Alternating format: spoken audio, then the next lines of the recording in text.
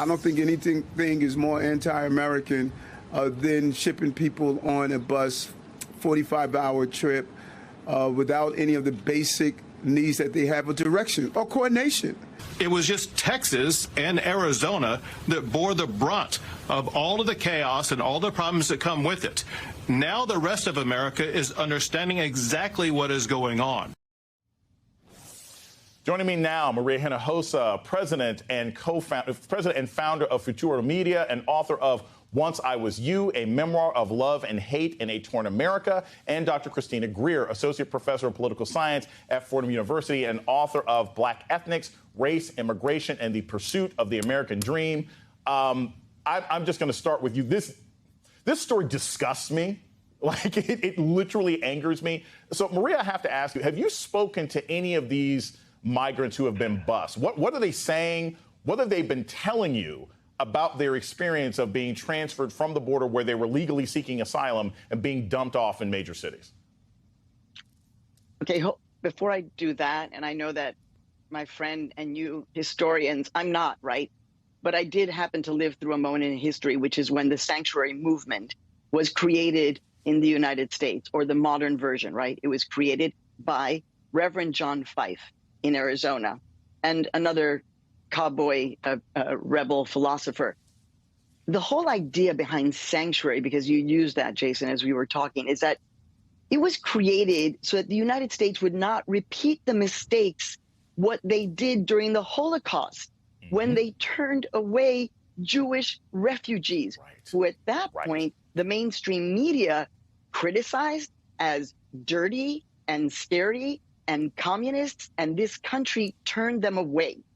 Now we're like, oh my gosh, we should never have done that, because, oh my gosh, there's the Statue of Liberty saying that this is a sanctuary. So what is it? And also, Jason, I just have to say, you know, we love our fellow journalists, but the New York Post should be ashamed of this kind of baiting, okay, where it says, you know, border to Broadway, and it's just like, oh my God, they're living because of New York taxpayers in an abandoned hotel. Oh my God, these illegal people, they're not illegal, New York Post. They are not illegal human beings. And you know what's the hottest ticket right now on Broadway?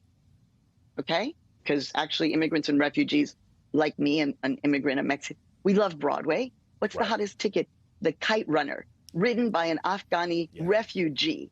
So let's skip to the part where they are being welcomed and they're like, oh my God, you're gonna be the next incredible writer or poet or philosopher of the United States because we are welcoming you.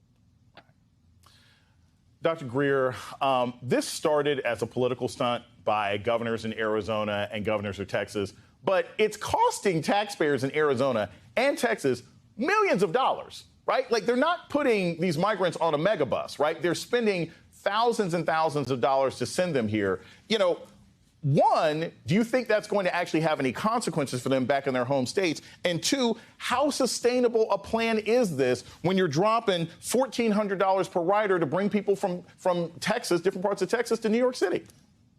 Right, Jason. I mean, the conservative estimate is about $80,000 per bus trip. But we know that, you know, racists don't mind paying this money. We saw this with, you know, our parents' and grandparents' generations when schools were, you know, forced to integrate and they refused. So they would ship, you know, African Americans to other states to attend college because they didn't want to integrate schools in, say, South Carolina or Virginia or Georgia. So racists, you know, are willing to pay the money and they don't care if taxpayers pay the brunt. I think what's so disgusting about this is that, you know, these are people's lives. Just as Maria said, we have men, women, and children on a bus for days on end, not knowing where they're going, and there is no coordination. And we know that the governors of these states are only doing this to perform an act, just to try and appease their particular bases, even though they're costing their own taxpayers money, and even though the vast majority of Americans are descendants of people who came from countries like Italy and Ireland and Germany and Poland, who were treated the same, you know, in similar ways, but they've forgotten that history. And that's the part and the problem of America, in that we're so ahistoric when it comes to how we treat immigrants and how we think about this nation of immigrants in the Statue of Liberty and so many other places that are supposed to be welcoming.